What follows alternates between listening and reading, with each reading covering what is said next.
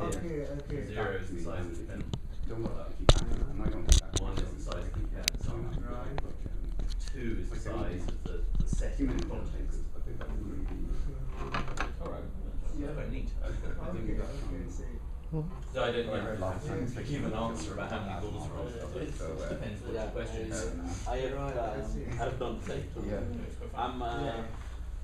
I don't know if I have a position on that. What I think I have a position on is I don't believe Oh, okay. That's fair enough, I think. I don't buy that. I don't buy this explosion that if we reach What is June in if Russian? we reach June. June. Then Czech is more. there will be this Czech is czervenet. Yeah, you have No, czerven. Sorry, czervenet.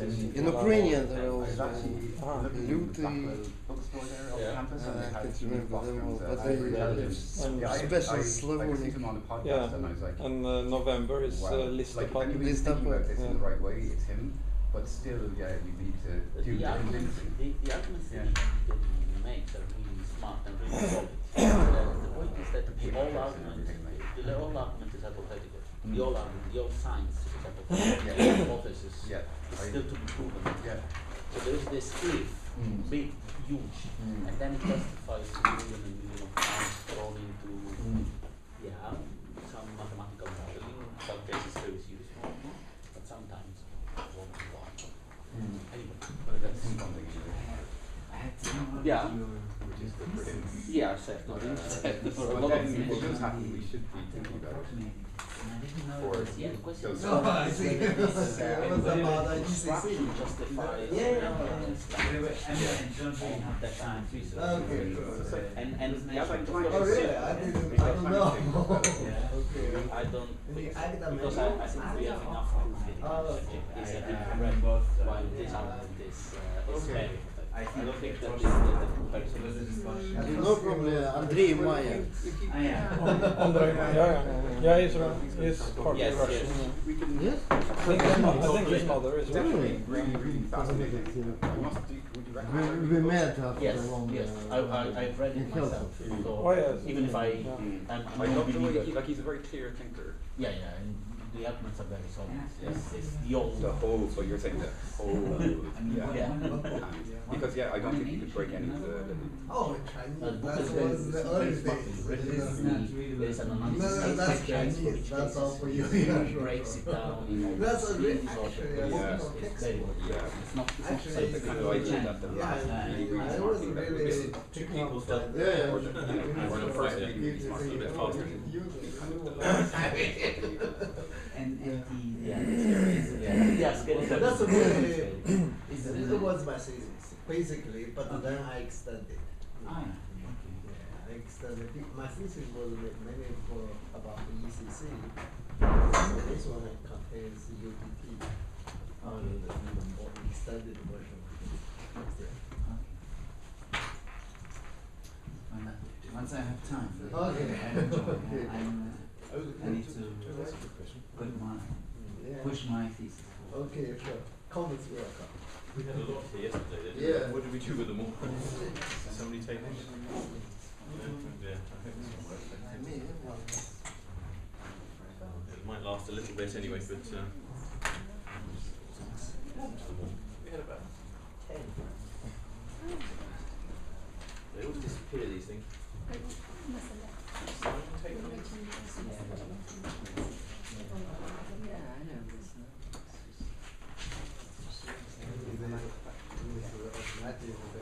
Oh no, I was looking for just pen. Oh, just, you mean just the. I was asked to check it doesn't, it's erasable. We do this and then a permanent marker and then Why do they, I always ask myself, why do they do that? Why do they why make does anyone it make- different? yeah, You why know, would you make they it? look similar. Why? yeah. Bulb on the end. Morning. But we're just missing signing.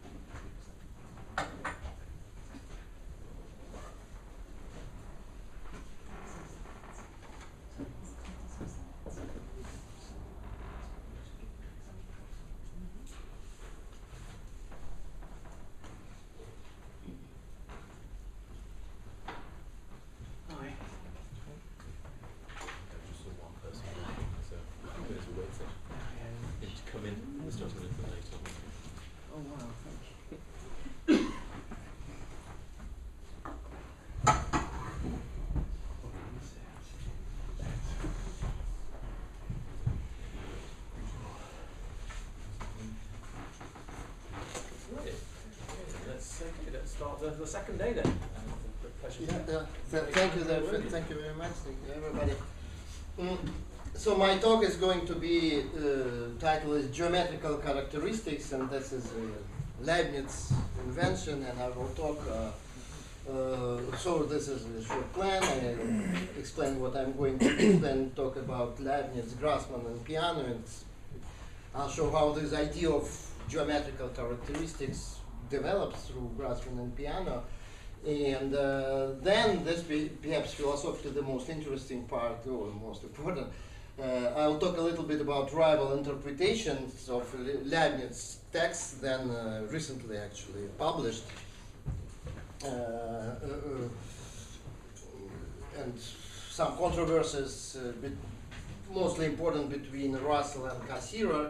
Then I'll try to give kind of modern perspective from homotopy type theory on this story, and make some conclusions. So, idea of this talk is to find, say, place for recent work of in type theory, and more specifically in homotopy type theory, in history of ideas about logic, geometry, and computing.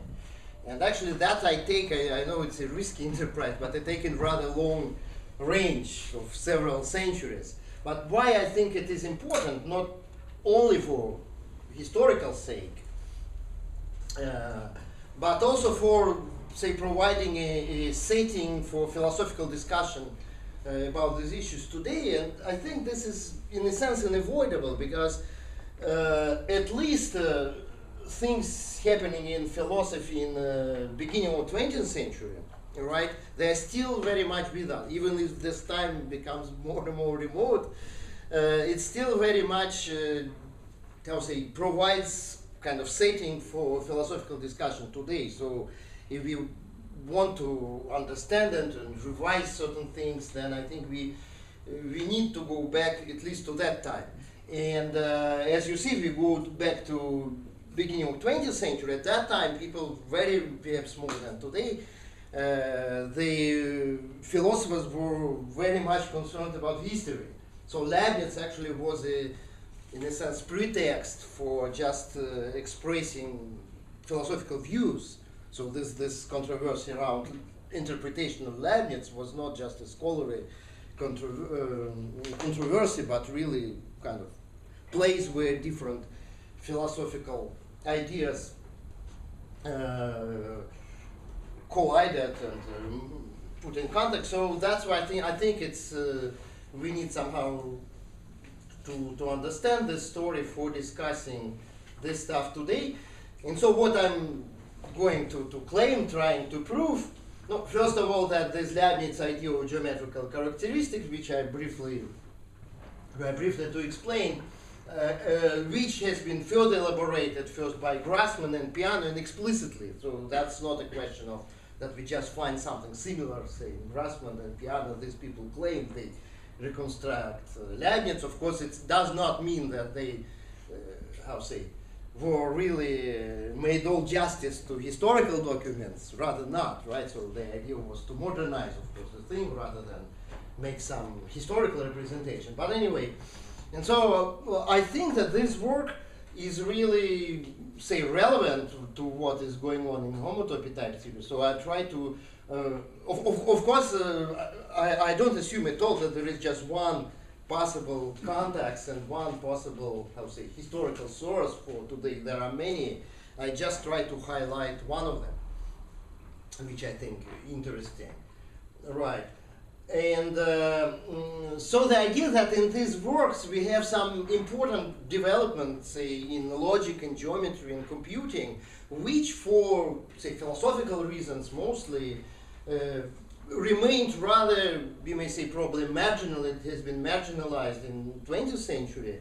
But I think that it's my proposal that with works like also categorical logic, things that David spoke yesterday, we have all reasons to take this idea more seriously than they were taking, say, in the first half of 20th century.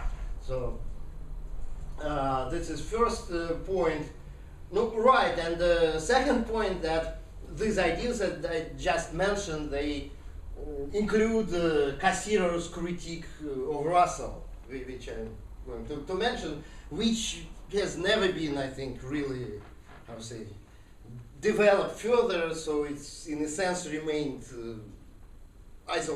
it became isolated, kind of isolated voice, maybe, at least in this logical community. Perhaps in other communities, of course,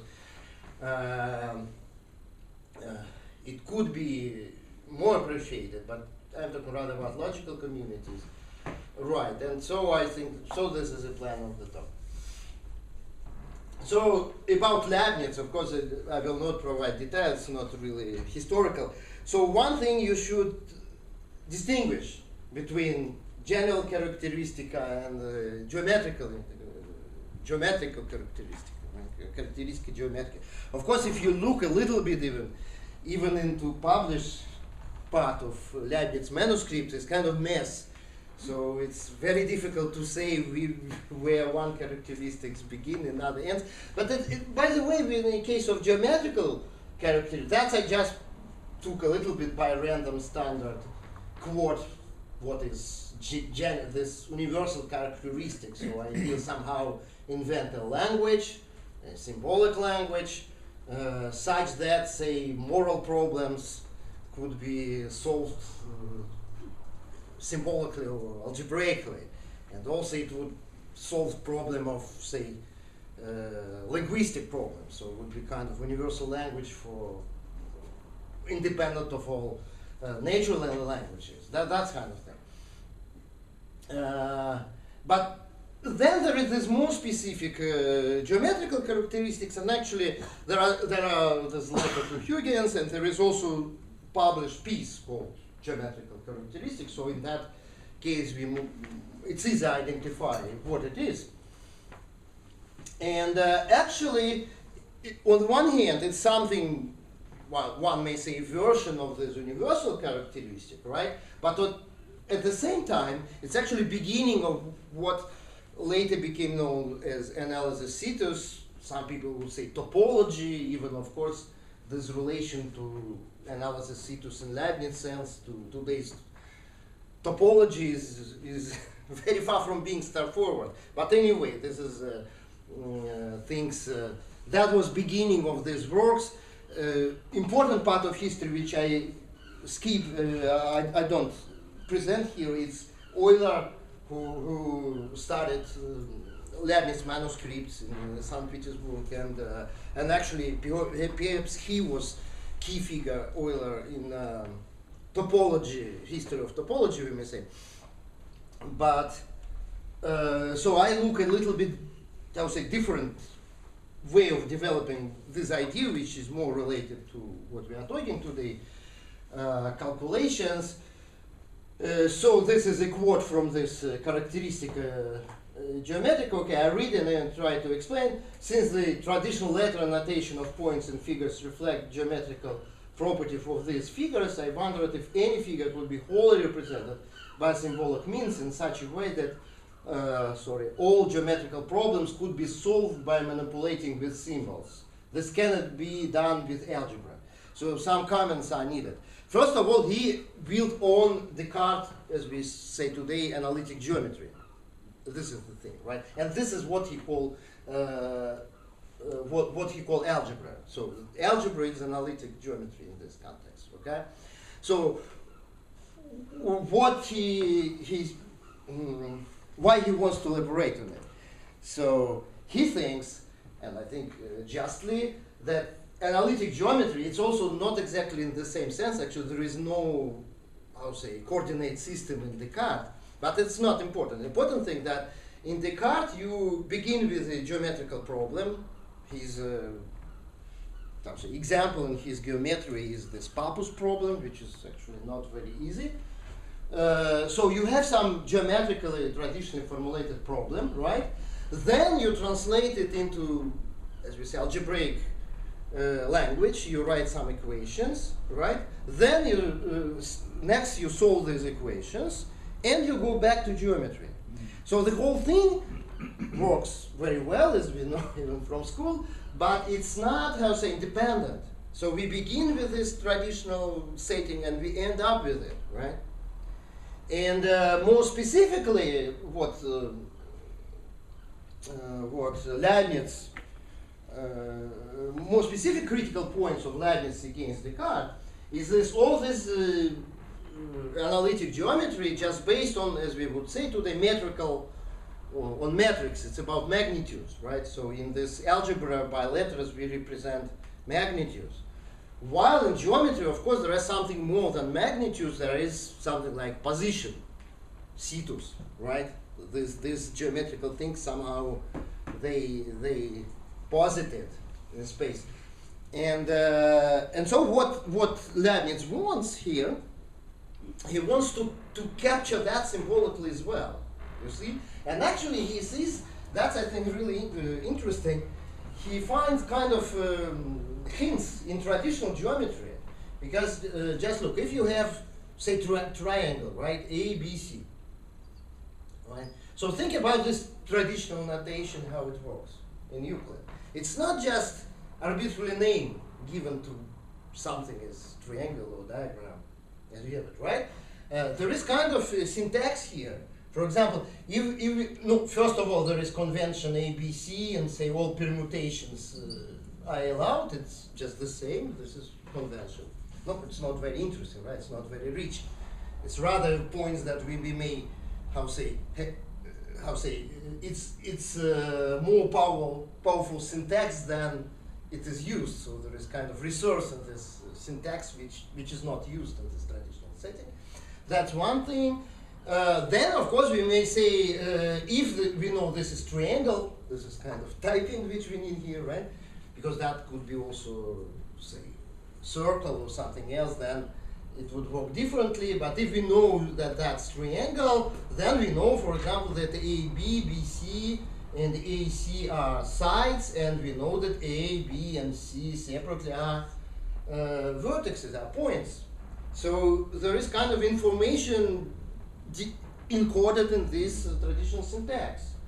So what one might hope to do is to find some, say, syntax, a way in which, say, geometrical reasoning, broadly speaking, including geometrical constructions, could be done exclusively on this syntactic level. Or at least we would find kind of algebra which would, so say, fit this traditional geometry just perfectly. That's I think was, and that would, of course, express not only magnitudes but also, say, positions. Because even in that example, it somehow, position is, broadly speaking, matters, right? So that's more or less the project to upgrade Descartes analytic geometry to achieve something like this. But at the same time, of course, it's a project related to these general characteristics, right? So he also hopes to solve, say, moral problems or whatever, not just by using Aristotelian syllogism and formalizing logic, but for making kind of geometrical reasoning. And even if he looks around, right, that in a sense works better in the sense that at least there is this Euclid's elements which just present a system of reasoning supported by that kind of system of geometrical reasoning, very consistent, right? And there is nothing comparable, say, written in Aristotelian syllogism, or perhaps there are some medieval things, but okay. So at least there are different candidates, right, for being something like universal calculus, and that, even if it looks specific, it has this power, if you like, to be used also in very, very broad contexts. So that's, no, I don't go further than it's actually part of documents were published relatively recently, so I think that this is really interesting topic to work further. Euler archive is still not all researched, and a big part of it in St. Peter's book, and as I mentioned, so I think really for there is very interesting place for historical scholarship, but I'm not going into that.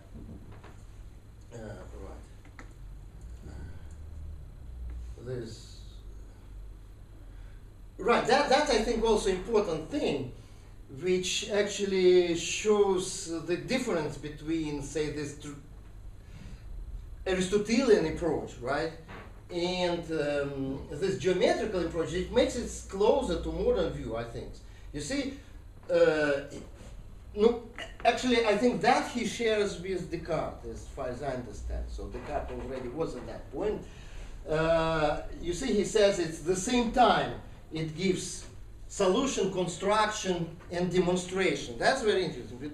I have no time to speak about Euclid now. But in Euclid, we have these different parts of what we today would call proof. And technically, I'll say Euclid himself, but in Proclus, for example, we say in technical sense, proof is just a little part of all this reasoning, right? For example, construction is not a proof. So what we do usually in Euclid, we state a theorem or a problem, right? Okay, then there are steps which we call instantiation today, and then there is some construction, right? And then there is a proof already logical. So it's done on the basis of construction, right? And actually it works both for problem and theorems. In theorems, we need typically to make some constructions which we call auxiliary. So we, I don't know, to prove a theorem about sum of internal angles of triangles. We need, of course, make something like additional construction here, on the one hand. On the other hand, if we have a problem like construct regular triangle, right? We first provide a way to construct it, but then it's not the end. Then we need to prove that we really constructed what we say we construct, right? So there is this interplay between construction and proof, which one may relate to Carey-Horvath correspondence, if you like, but in Euclid it's very explicit. And so what he aims at, Leibniz here, you see, he wants to make these things into one. So he wants really construction being a proof, and not just in a, how to say, some mysterious sense that here I show you construction and you somehow, you understand everything. Or on psychological level it may work like this, right? So here I may just explain this theorem by, I draw this example discussed rather extensively in Aristotle, how it happened that you just need to draw a line and boom, you see. But Leibniz project to make it rigor in a sense, right? Because construction is not something that just perception, kind of instant intuition. It has a step, right? There is kind of structure in construction. And so idea is make it structure into structure reasoning. You see? So it would work at the same time as you construct geometrical figure and you reason step by step. So there is not a question of kind of, you know, holistic insight, but just a rather question to make reasoning geometrical. Something like this. Okay. So that's so far about Leibniz. And now I just briefly mentioned this Hermann Grassman actually was the only work of him kind of recognized and knowledge of his time. There was a story, there was a prize announced by just someone who has some resources, Kurfürst of, I forgot the town, of Stettin, where he lived. And the idea is, so there was a prize, money prize for kind of writing modern version of Leibniz geometrical characteristic. And so Grassman did this. That actually was rather, say, early in his career. That later became part of his more known Anwendungslehre, what we today would call Grassman algebra and so on. That's it. No, say, it's a big historical question whether he at all looked in Leibniz, and most likely that he didn't. Yeah, so it was a new invention, but at least everything I just told about Leibniz applies here.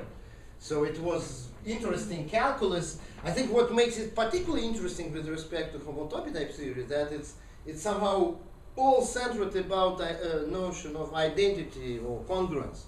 You see, for example, if you write an equation like this, and A is constant and X is variable, that just defines your place. So idea is all points are identical, right? So you choose one, like canonical, and you say any other point just equals that point. And that means, look, roughly it's like locus, geometrical places in English, right? So it just defines all space. Then if you write something like AX equal BC, that would be maybe someone A, B, C are constants. X is a single variable, so this will be sphere if in 3 dimensions, right? So it just means that A is a center and this is a sphere of radius BC. If we write something like AX equal BX, what would be that? Sector. Yeah, if we are on the plane, will be a straight line, right? So it just means that we have A and B here and X here, right? So the straight line on a 3 dimension. So these are just scalars. They're not. He doesn't have any notion of direction in that. Because you think AX might mean the vector from A to B. Yes. Then he introduces this exactly. No, okay, I have no time. Okay, yeah. But so he does have that distinction between vector and scalar. That's no, at least then my next let's see. Not before. I'll come back maybe to that. That's Peano. Peano in 1888 also wrote, you see, another new version of the same. And then, of course, he has all of that. Okay. So in a sense, it's much more clear than Grassman himself. But what I would like to, maybe coming back to Grassman, to stress, no, first of all, right, that is a kind of algebraic geometry, as we would say today, probably. There is very nice paper, I can send a reference just with a very good analysis of this Grassman thing, which is symbolic, which represents, if you like, positions and stuff. So it's realized, and I would not go into to these details, even they are interesting. I will only briefly mention, say, way in which Grassman was thinking about this. And we have some evidences actually from his brother Robert, with whom he cooperated a lot, and actually Robert published everything because he was more practical. And so they had this idea together with Hermann to make kind of encyclopedic project, encyclopedia of all sciences, and it's just interesting how they structured it, right? So kind of foundation for the whole thing for them would be not logic, which is just here, right? And would be kind of they say formal discipline or mathematics in general, and that will be basically combinatorics, kind of syntactic, purely syntactic things, right? Kind of, we may compare with Hilbert's notion of meta-mathematics, right? Kind of primitive doctrine of how to operate with science. What was not typical for the time, and perhaps one of the reasons why that was kind of very marginal actually at the time, that they were thinking about logic as symbolic logic very early. And for these people, logic should be and cannot be anything else but symbolic, which was very untypical in that context. So their thinking was that first we need kind of, to know what to do with symbols, how symbols behave, and then already on that basis we may develop second thing. But second thing for them would be not logic, but then be this general theory of magnitude, something like that. So that would include I think this kind of thing, or partly, right? No, then more specifically when they would make logic part of this, just only part of this, and then actually this combinatorics more specifically comes later, then mathematics, and then already what actually Hermann Grassman is mostly done is his life, this Ausdehnungslehre. So it's again kind of algebraic geometry, we may say, but more extensive, more developed. Now, what I just like to stress that this modern idea that everything should begin with logic somehow, it's of course rather a line, it's not at all here. Or rather, logic is inscribed in this more broader but formal context. So formal is not identified with logical formalism, right? So this is all about forms, but logical form just some specific case of form more general. Right, and that's what they say about logic. More specifically, what Robert Grassman says. In order to ground the science of concept or logic, we should proceed formally and represent all proofs by equations which are transformed according to rules provided by the science of magnitude. So that's already the second degree, right? Only this method of proof presupposes no logic and no grammar. This is the only method making thought rigorous. Logic constitutes the second branch of the science of form, mathematics, etc. Okay, so now piano already mentioned. Okay, maybe how much time?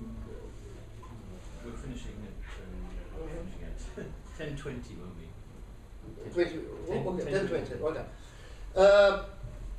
So now how things looks in piano? Here we rather explicitly he has the notion of species, right?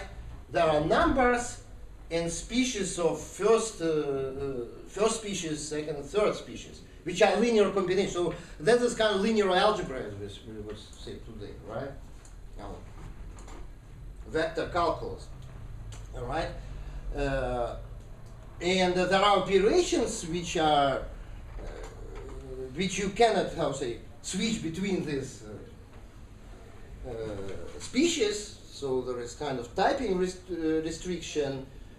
No, so it's more or less linear algebra. Through, of course, it's not exactly modern linear algebra. There are interesting differences, but more or less than that. But what I want to stress, this is the following: that okay, I'll come better.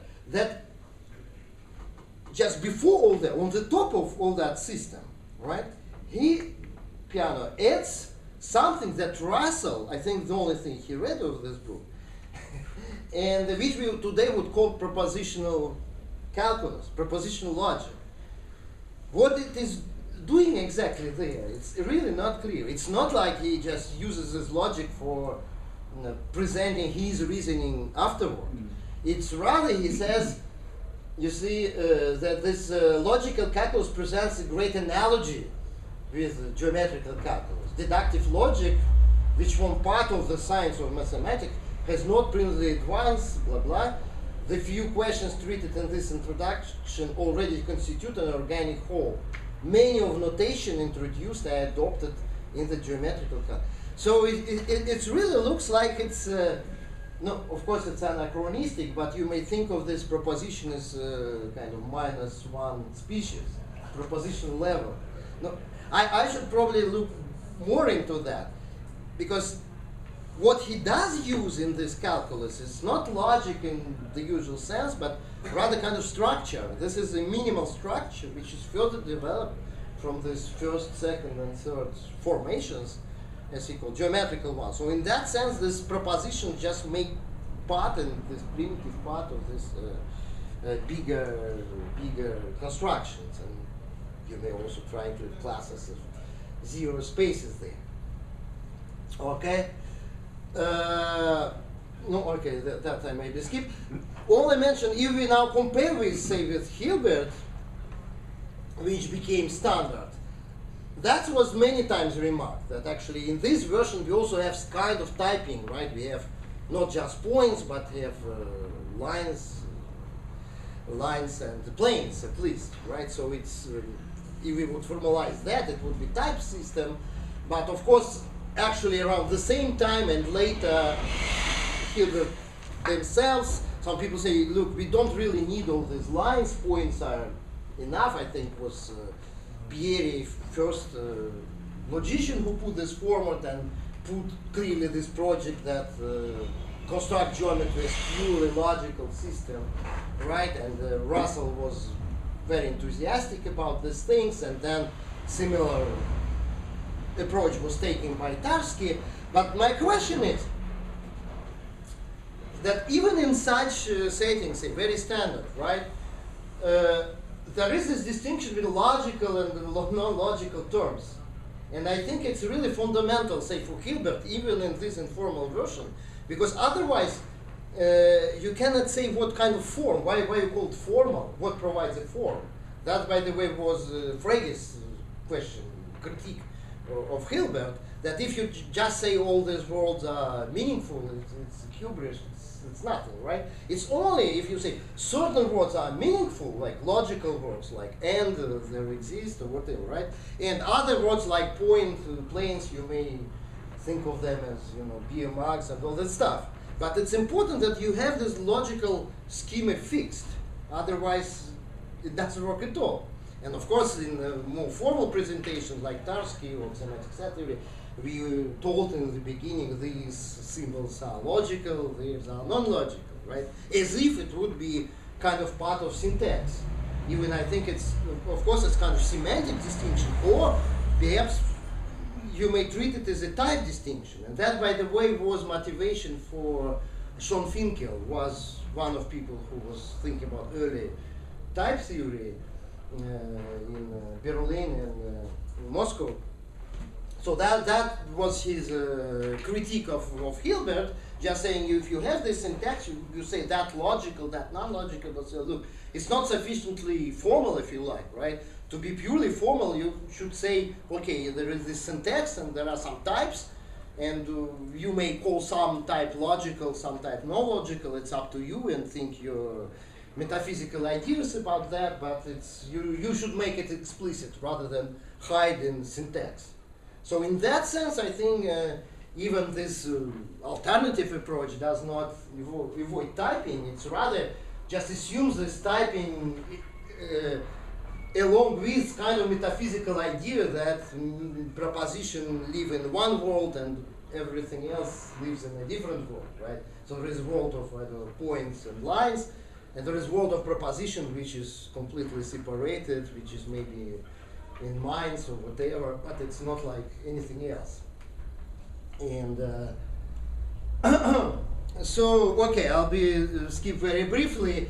It's just in the beginning of the 20th century, there were 3 books on Leibniz, and Couturat actually published, he worked on Leibniz archive, and as it's usually said, first discovered this logical writing, which was very poorly read and not edited. Earlier in 1903, he also published a source book of his publication. And Russell wrote his book about the same time on Leibniz, and then there was Ernst Cassirer's book of 1902, right? And in this book, he actually already replied to Russell and Couturat in how Nachtrag in English, that's appendix. Annex. Okay, so yeah, and then in 1903, the same year that Principle of Mathematics appeared, Russell published this double review of Couturat and Cassirer. And actually, he praised a lot Couturat, and he didn't like what Cassirer did at all. So yeah, it's interesting. Because Couturat was, after all, okay. He also, like Russell, he was a philosopher with his strong view, and we may say the view were similar. They explicitly refer to each other, Couturat and Russell. But unlike Russell, Couturat was also, serious philologist or historian at least. So he worked in documents. So in his book, still there is this important distinction between geometrical calculus and more general calculus.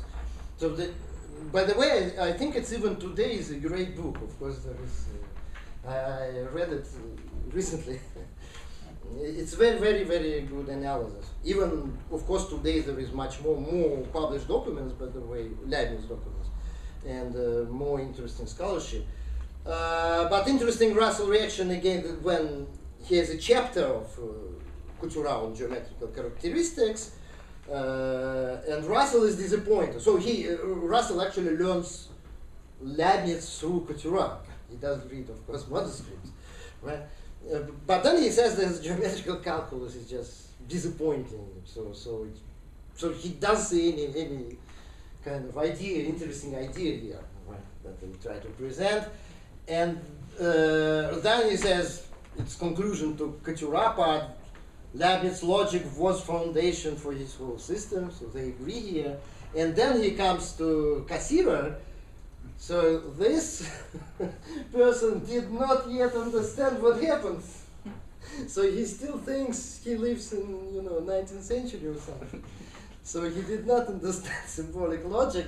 But interesting that in the end, he says the criticism have been made here are all of them criticism of Kantian philosophy. And those who accept that philosophy will find Cassirer book exactly what they do. So you see, these people, they even don't hide. They absolutely, engage philosophically, all of them. So, yeah, and okay, I have no time, but just 2 words on what is an issue in this controversy between Russell and Cassirer, and I think it's best represented in a different article by Cassirer. It's called Kant and New Philosophy. By the way, still not translated into English, which I think would be a very good idea. Because, no, I'm not Cassirer scholar. I didn't read all these 2 shelves. But I think this article is really illuminating, and it is a reaction of Cassirer's, his critique of Russell's principles of mathematics, right?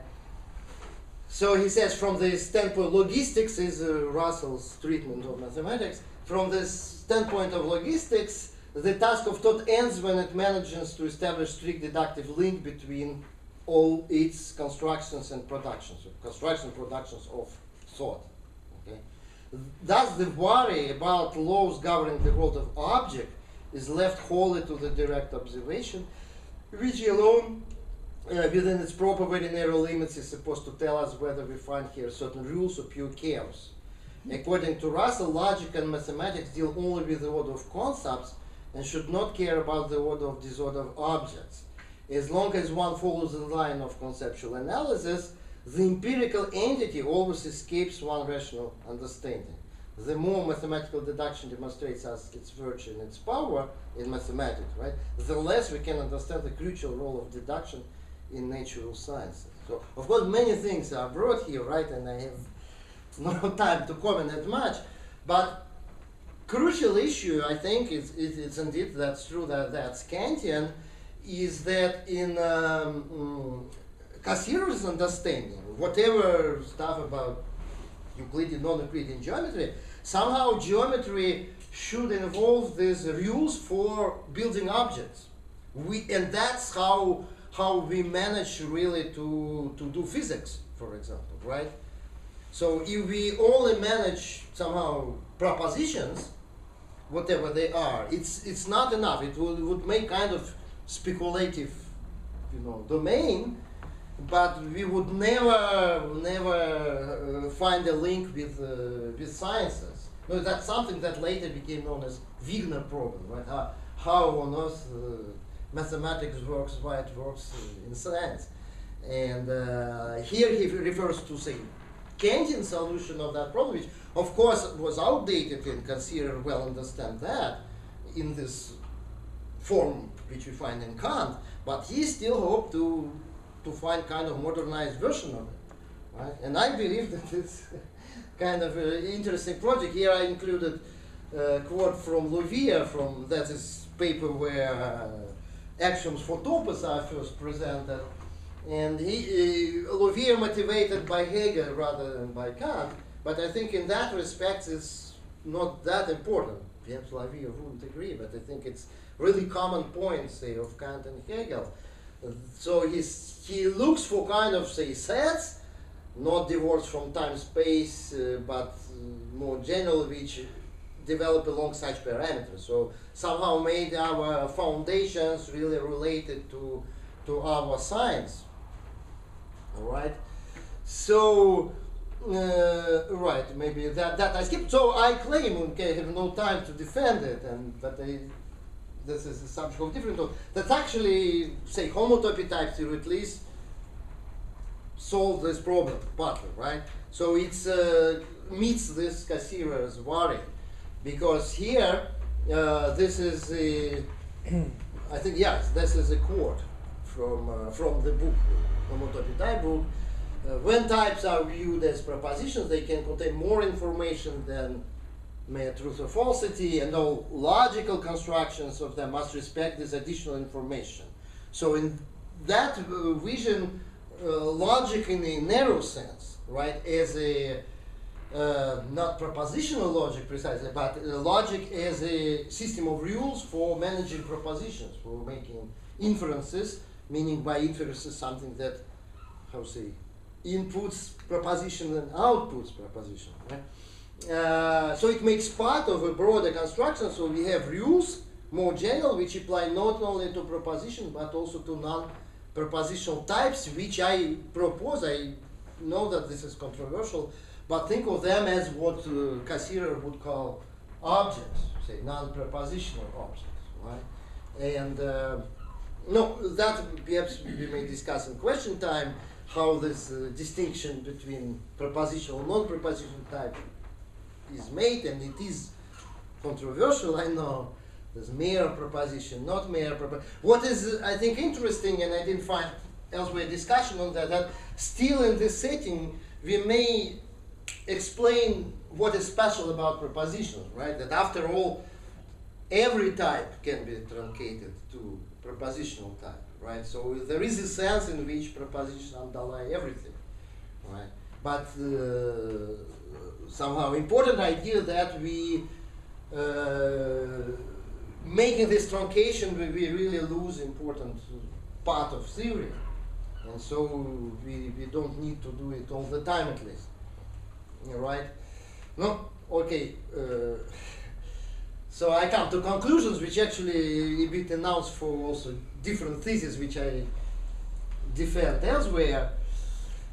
So conclusion is that Leibniz's idea of geometric characteristics is transformation in the 19th century, related philosophical controversy or beginning of the 20th century, provide an appropriate context for discussing homotopy type theory and assessing it from epistemological viewpoint. It's nothing, I didn't speak, there is this non-statement view, so-called, by Patrick Suppes and actually many other people, and they developed kind of industry for axiomatizing science, but they insist that a theory is not a set of propositions, but a class of models, all right? So they take with so-called non-statement or semantic view on theories. I think that since they still use standard method and standard Tarski set-based model, that makes not so much difference between, say, the statement or non-statement view. However, theory like Hot really provides precise sense in which theory does not reduce to the set of its propositions. So it can be really interesting instrument for, say, developing this non-statement view, and that project has also kind of practical aspect, and that means building kind of system of, as we would say today, knowledge representation. So I'm hopeful about possibilities to use that approach for knowledge representation rather than this standard proposition-based approach. And yeah, and I say that maybe work in science, but what I see is a major open problem is kind of, we already discussed it, I think it's today, is the notion of model. I think something like model theory of homotopy type theory, it's really difficult not only technically but also conceptually, because no, my at least impression is that different authors even don't agree what they would call model, and things should be cleared up in this model theoretic dimension, which perhaps may boost also these applications. Thank you.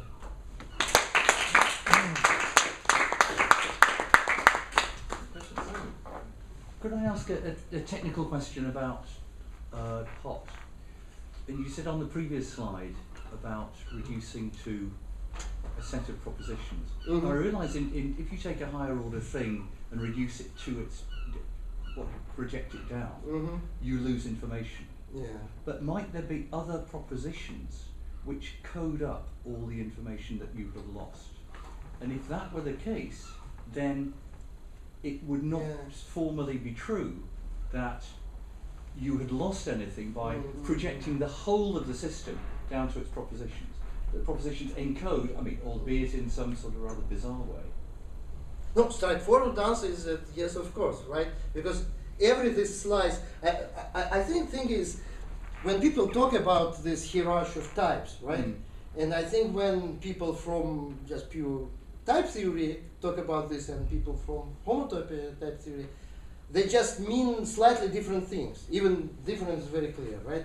Because I think, no, maybe you correct me, but at least I came across that in type theory, people would talk about, say, this hierarchy in kind of, how to say, no, just you form identity. Take identity type, right? You begin with A equals B, and you build, and you count how much times, and so that's equality of nth order, right? And then, of course, it can be taken as proposition, right? So to make this thing saying it is not proposition, you should make it cumulative. That's easy, but that's principal thing, right? So you should just make your type thick, not just because of course every say path space, every path is contractible into points, so it's the same. It's always just a space, and no matter you call these things paths, spaces, homotopies, or whatnot, right? The difference is then you make it thick, so you have points, you have paths, you have homotopies, and in that case you may say, okay, the points are there is the underlying proposition. So this, in a sense, that makes this notion of proposition absolute.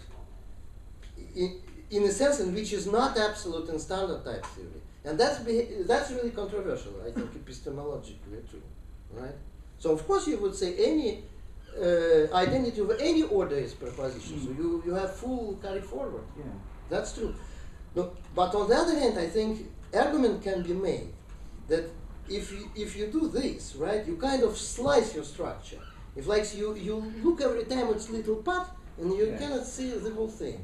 But when you, and so in that sense you lose information. Yeah, it's a coding. Yes, it might be an unfortunate way of coding it, but you have to do some work that the information is there implicitly. No, it's like you have a building and you look every little part is the same, right? Yeah. And you say, okay, I see every part of what I lose. But then you go outside, you see the form which you cannot see like this. Sure, yes. Yeah. In this space is a Postnikov tower. Yeah. So it's complicated. There's not just the layers. You have to know how they relate to each other. But those you could encode all you those? could presumably code those as. I was thinking about your final thing, because there's a lot of work with the category theoretic logicians like in this thing that they'll think about the strength of a logic, and then they'll talk about theories expressed in that logic, and then the models of those theories. And then is it possible to retrieve the theory from the category of models of the theory? Then becomes an issue, and you can up to perhaps maybe some completion of the theory or something like that. So there must be work to be done in doing that in this new setting, taking something theory expressed in type theory and finding its models, whatever that means, and then coming back and extracting the theory from there. So Steve Addy would be the obvious person to do it. He's done it for lower level theories, and he works on his part. So I suggested it to him. He seemed to think something could work along those lines.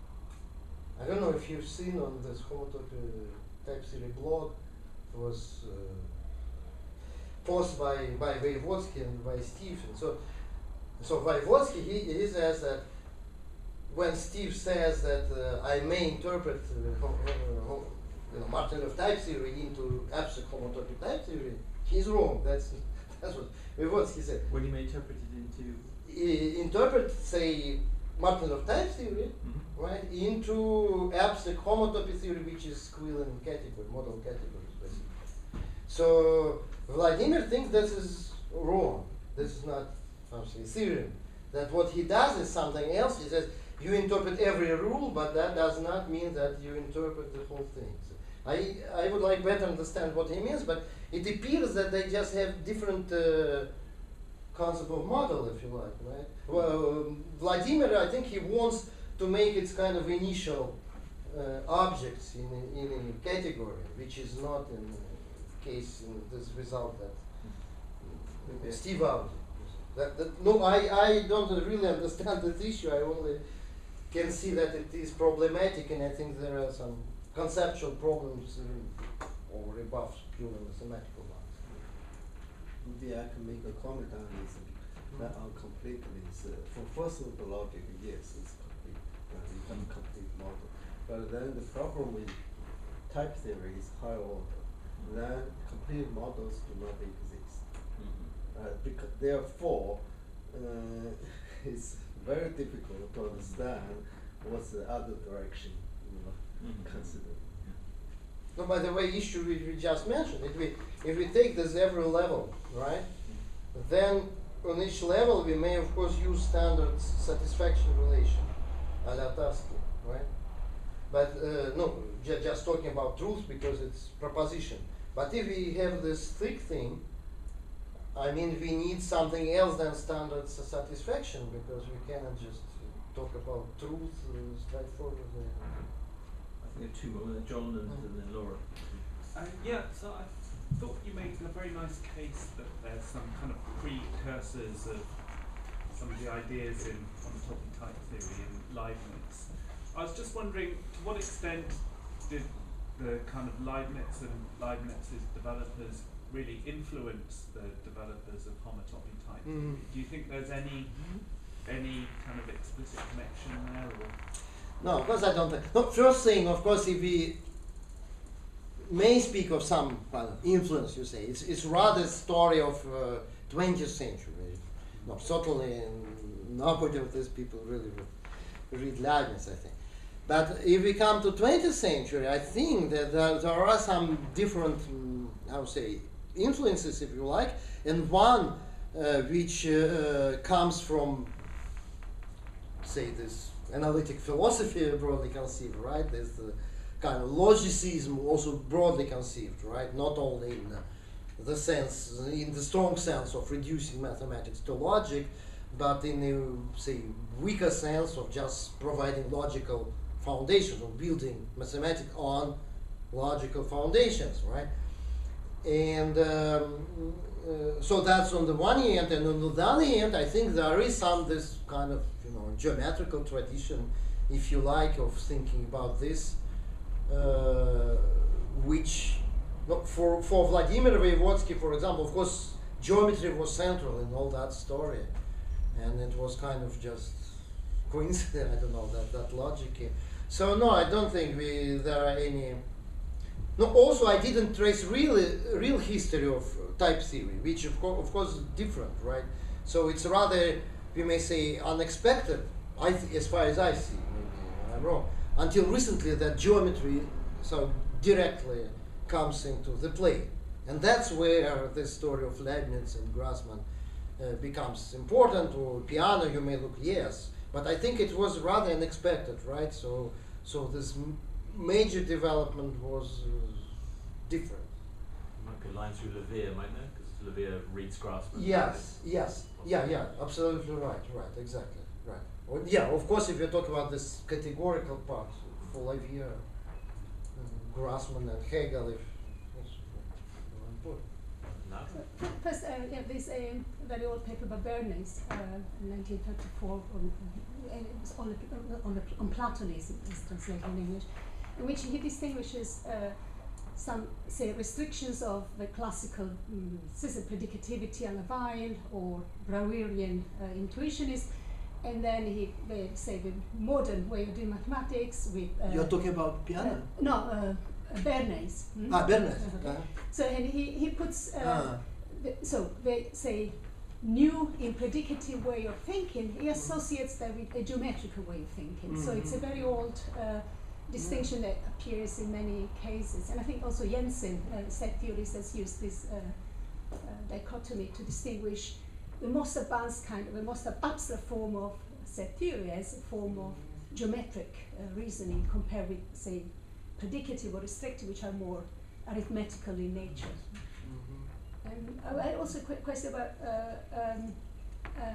Sean Finkel. You mentioned Sean Finkel, so what is a reference for that? Oh, I can send you. It's a single paper. Is it one of introduced the combinators? Or? Yes, it's basically, you may say it's combinators, kind of combinators.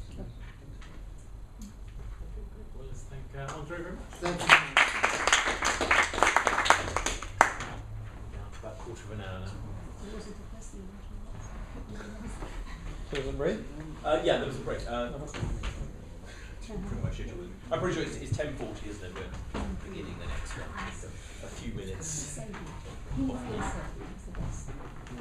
come early, isn't it? Yeah, I think the assembly is the best.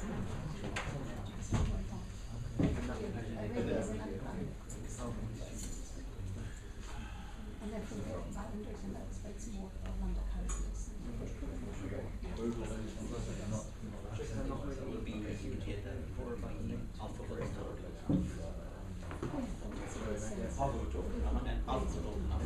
Okay.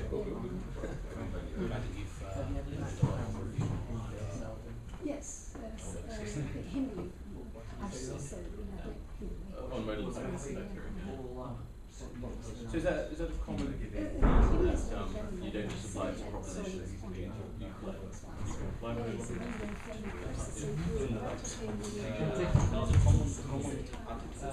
constructive judgments with modalities applied to that's true. Right. But so it's called judgment guessing because you don't have formulas of the form bulk saved and A, but you actually have formulas of the form bulk saved through the okay. So that's the full-fledged judgment. It really depends how you interpret it. One of the work that I've done is to make the modalities score that would be the whole judgment. Because a box so it's very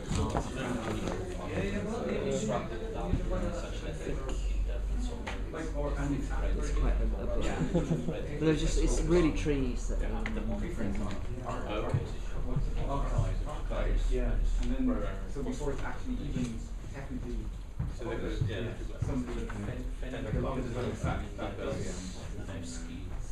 blog, whoever goes see this paper, you know, he goes to take a look at it, post it up, there will be comments on like hacker news and you know, it's already being discussed and apparently I saw one paper that had they cited somebody and the citation was like the month and the before. I mean, I guess there was the motivations come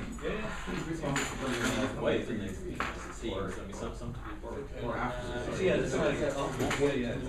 There are motivations actually originally the same as the one Mont's interpretation, so the ability to distinguish between values. But it's interesting that the question you think so that type of motivation speed we want to be able to talk about computation process and talk about which I see in the more classical setting of mathematical type theory is similar to the distinction interest between the act of proving and the proposition. So yes, this epistemological distinction between the construction of a derivation proves a proposition and the result of that proof. And that kind of distinction comes back in computer science in terms of distinction between computation and values. So for example, the Monad's interpretation of modalities kind of goes back to I guess it's always been established in 1991. That is ability to which is very possible. But that was it. Even then, in particular cases where you have possible you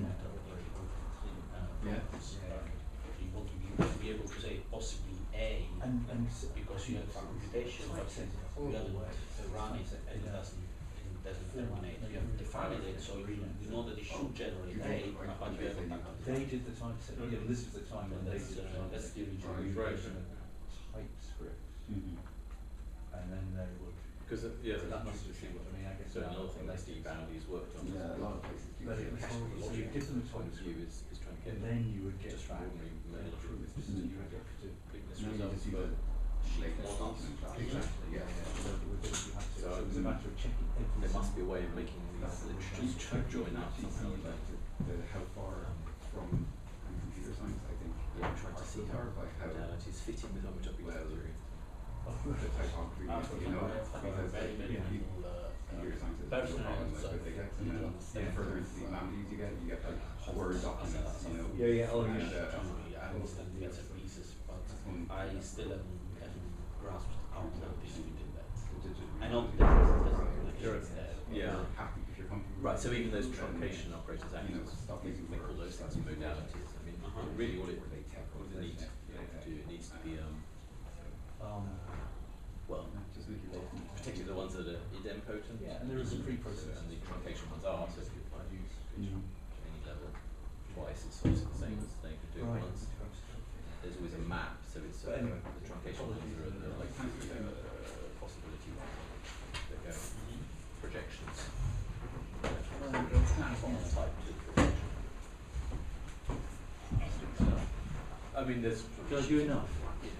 Yeah.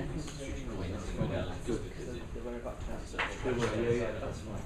Is that enough to call it a modality? I hope it wasn't Issues around that, but it does No, I just- have the same similar structure Oh, to, we're going to see I was thinking. to your more common modalities.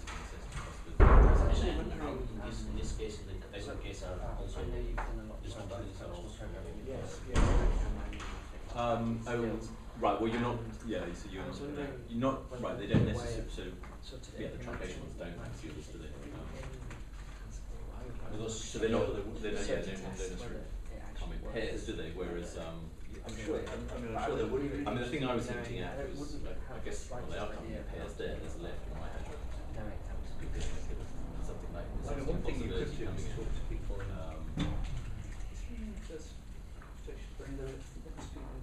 Right. So if you ever get that I'm structure. sure there are people in linguistics who do computational triple, so you have the left and right hand joint. Well, they're not. Oh, okay. Maybe Gives you something that's Maybe hand it's jointed. easy to develop. certainly Casey out that work. And then they often have a, well, they're going to be something like a monad and co-monad. Yeah. But I did talk to Okay, which are adjoint to each other.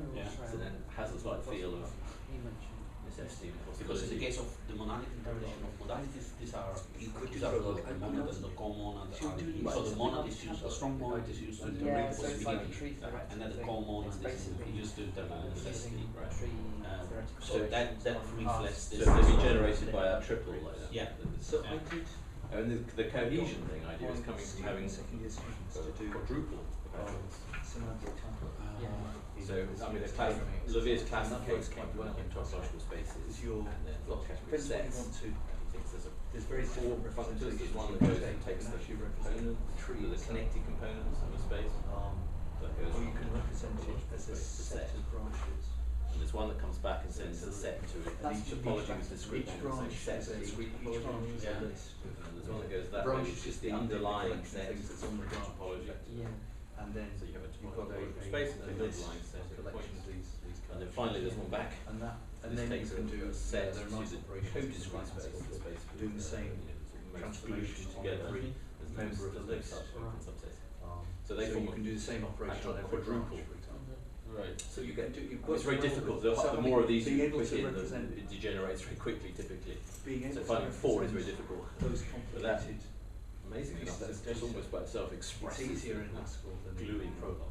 gluing structure. Prolog data of is a- somewhat limited.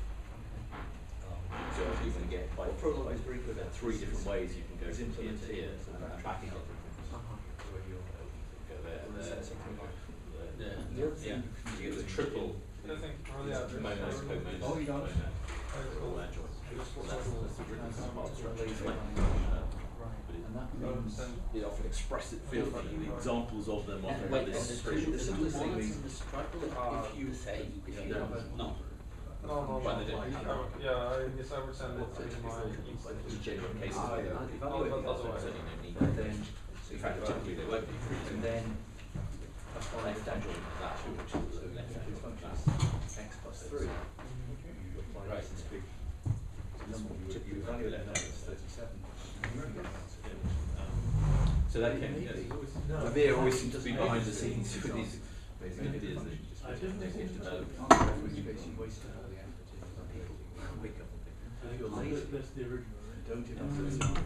If you don't need to, these people talk about advantage. But it's particularly advantage if you're, what you're doing is You can get another one that goes the other way. data structure because you can program And you can get smoothness coming in. and then, for example, it's like if you're programming at this set of branches, all branches through your room, and all you're interested in is the the first branch. If you write Still in contact with a program that says take the first branch from this Are you in contact with it doesn't work. There's such an opinionated bunch of people that. Are you still in I mean, contact? there's even within the whole. Yeah, certainly. There's a lot of violence, Can you say hello? aggressive. Yes, I will see. He will come to Prague in 2 weeks. He's always So, saying yes, I will try that. things that upset the rest of the community. I mean, they use it. So what is your philosophy dissertation on? Currently writing. All the work that's done by Yeah, it's a bit difficult. there are tensions around there. It seems considered to be. as you see, I'm struggling. There's almost a thought that he doesn't want the full picture. All he really wanted, he had himself in his area that he didn't know. It's like he wants There to was put so many doubts about it. He heads established that he wanted to do in this. so you don't know how to The existing ones he thought were inappropriate. They weren't. keep it calm and try to understand because He there's thinks so many different this, so you can take this sometimes we talk about truncate everything down to the level of sets, and he thinks that's the most adequate. And you have a supervisor or you? Rather He's a metaphysician, so the you beauty should. of the whole thing is the whole. It's very useful because he has, I think, completely different views on the philosophy of maths. So it's when I discuss my things, like, he can show me what is the other side, and that's the most useful thing. So the trouble there, Someone you agree with, I'm sure the and you won't be able to see beyond your nose in a sense, or beyond your. If you have someone who has very different views, Yeah. it's very useful in that respect. Yeah. argumentative. Och Mikael Radchen, I guess. Yes, I But then you'll get right I see back him, to but I haven't talked about this with him. This is like, I will do it He's sometime. not He's the kind of person that I can certainly have. skeptical about the value of abstracted. I think one aspect that is nice is that nice view I have to learn it first. I mean, the original would prepare itself. Yeah, well, it's even more That's what I mean. basic personality. Yeah, it's the answer to this. You better get your so yeah, I've got to convert the source. So I didn't know your recent hiring round. The other position. Yes. Did you hire someone? Yeah, we hired. So we had two positions. One in astronomical theoretical. We hired Jason. Do you know Tim? This is Prague. He does because what does he do?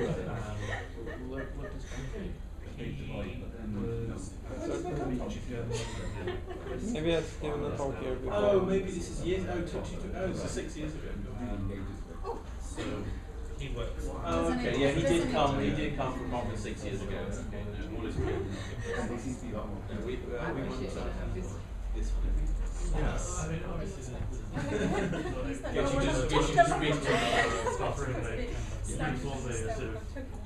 View. So I might need a reminder when it's close to the end. Yeah, we have a little bit of firewall, so we don't have to rush everyone. Oh, okay. I mean, do you want it to stop and have some questions, or do you want to do So I'll take it. I'm quite happy. There is recently a little bit of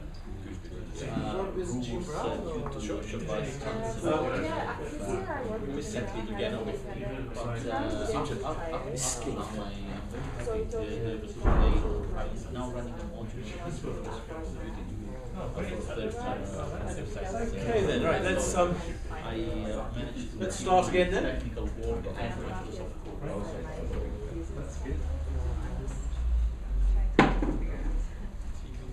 We've got a bottleneck over there. Yeah.